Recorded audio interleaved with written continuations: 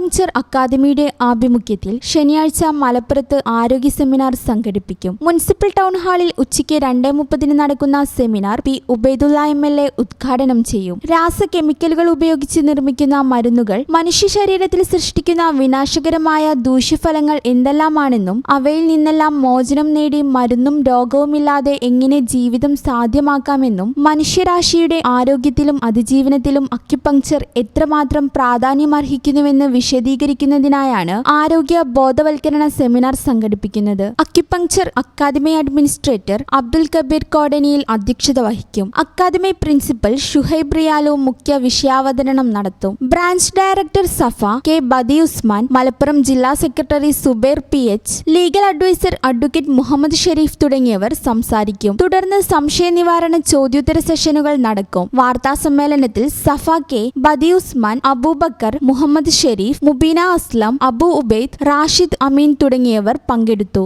ഈ channel news Malappuram. ഞങ്ങളെപ്പറ്റി നിങ്ങൾക്കല്ലേ കൂടുതൽ അറിയുന്നത്?